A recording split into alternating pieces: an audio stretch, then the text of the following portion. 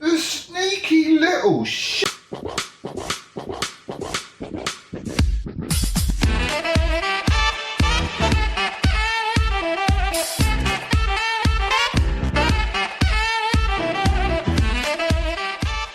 What's up YouTube? My name's Quickie, welcome back to the channel. I've been scammed. Brilliant.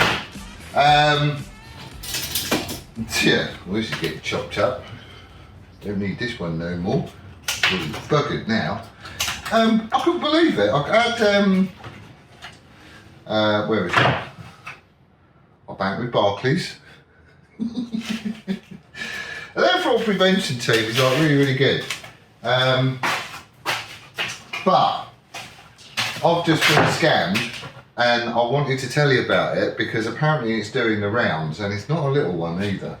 Like most of you, I buy an awful lot of bits and pieces off eBay, you know, online websites, all that kind of stuff, and they just get delivered here basically. So I had a text message come through from the Royal Mail, and it said that on the domain and everything else it came from. And basically it said that there's a parcel which is to be delivered. However, there's still £1.55 to pay on the delivery fee. Please go online and pay it. So I went online, took me to a website, looks exactly like, and I mean exactly like the Royal Mail website.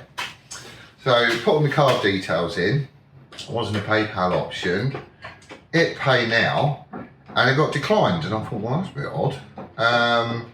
So phoned them up and said, you know, here's the reference numbers, blah, blah, blah, blah, blah. And they went, no, we ain't got anything. And then literally 10 seconds later, there was a message come through from my bank going, this is the fraud prevention team. We need to get in touch with you and just confirm recent activity on your account because we think something dodgy's going on. Now, you know, I get all this stuff delivered all the time. There is always stuff coming through. Occasionally there is a delivery fee to pay, but I didn't really think anything of it. I just thought it was routine until I got that message from Barclays. So anyways, I phoned up Barclays fraud team, like it said to do. Spoke to a very nice fella who went through checking stuff. And apparently, where I put my card details in, they've obviously got hold of it. And literally within seconds, there's a pending transaction on my account for the equivalent of 750 quid, but it's in Chinese yen or something, right? And then whilst I'm on the phone to him, another one comes through for 400 and something odd euros. And I went, yeah, that's definitely not me. And then literally a few seconds again after that, there's another one for $250. I couldn't believe the sneaky little scumbags.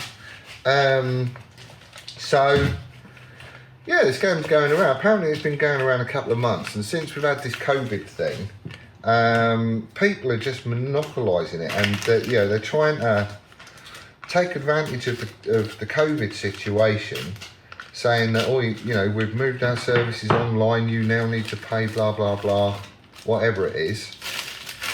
And it's all they're doing is robbing you. Modern tool making methods.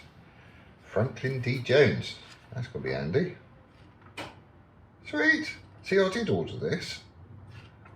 So anyway, this is nothing to do with bikes, this video, and it is just a really short one. But I thought I would make it just to let you know that these scumbags are at it. Oh, what's that?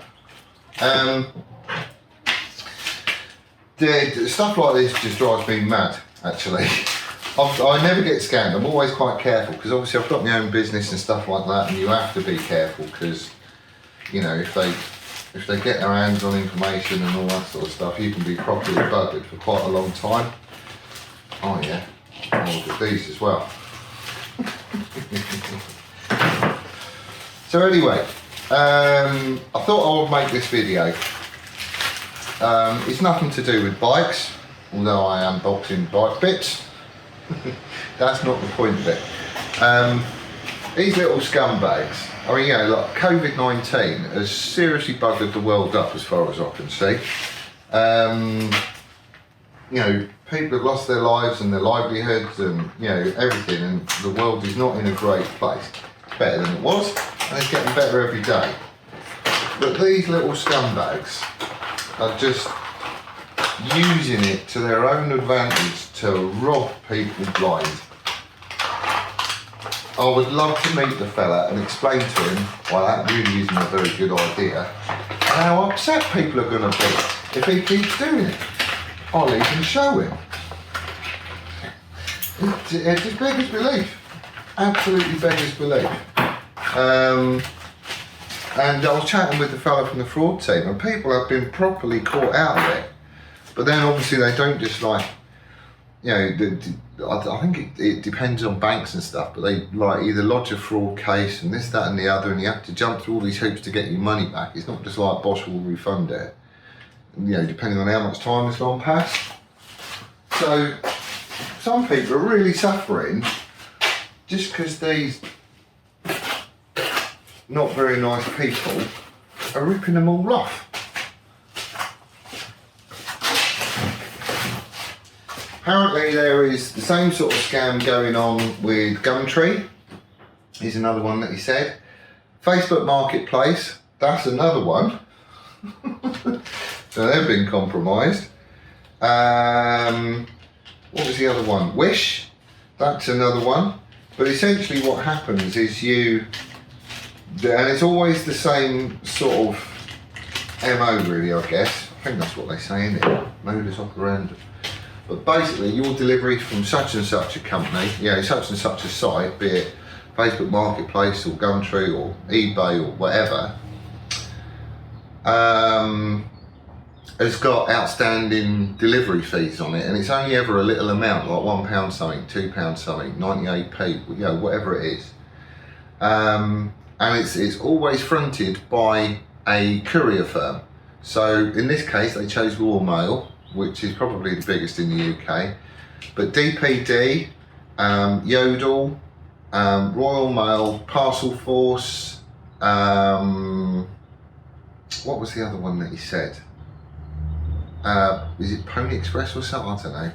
Something like that, but it's the courier firm that gets in touch with you that says there's this outstanding amount and to go here to pay it. And when you go there, there isn't a PayPal link, it's card only. And that way, I mean, with me, it comes up with a blank address, so you have to edit the address to say where you want to have it delivered, and then you put your card details in. And honestly, it looks like the proper website. It's got all the disclaimers on the bottom and the terms and conditions and links to all the stuff that you never click on, basically. And the logos are all the same. It's the same layout as their online presence as well.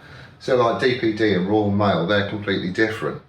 But the websites have all been mirrored exactly. It's just a complete replication. It's just that your money doesn't go anywhere and they get your card details. And as soon as they've got them, that's it, they're off on a spending spree. So like I say, nothing to do with bikes, this one. You can go in there. Sorry if you're wobbling about. Yeah, nothing to do with bikes, all the mill. But I just wanted to let you know. Apparently it all started about a month or two ago, but it's hit the UK kind of like royally now. So if you do get any of these little messages and stuff, don't click on the link and go to the website or anything else. Completely separate to that, look their telephone number up and call that. Because apparently if you just give the delivery address and any reference numbers which are included in that text message that you get off of them, they can instantly check it. So I had the tracking reference number, which I should have gone online and gone into the tracking thing, you know, from the proper website just by Googling it. But I didn't because I was stupid. But you know, they just present it in a really easy, slick, professional looking, it really is this company that you're dealing with, and it's just in. I had no reason to think it was anything other than that. So, you know, the advice that was given to me is if you do get any of this sort of stuff come through, don't click on the link on your phone, because there will always be one. Go online completely separately and look up that courier company and get in touch with them that way. But it's apparently picking up pace in the UK. America has had it no end. It's been going on for quite a while and they still haven't caught the bugger.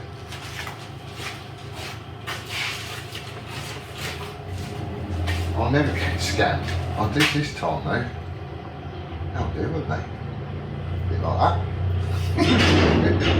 Anyway, as you can see, that'll be John in his forklift. Bloody cable still hasn't turned up. There's probably £1.55 to pay on it. Anyway, well, I've got bits for the bike, as you can see. That's all a separate video. I am cracking on with it. And we've also got the mill to finish up, so it's ready for Sunday when Jamie's down to wire it up. But I need that working so I can finish this off. So it's all sort of coming together, which is really, really cool. I've also had a chat with Steve-O, who apologised profusely for not being in touch. He has had some stuff going on. I'm not sure if we'll cover it, if he just wants to, you know, brush past it or whatever. But he is itching to get back down here and back on Jixit and get that done. I need to get Asbo off the bench first though, so I need to finish this up, which means I need the mill finishing, blah, blah, blah. And then I'm going out hooning.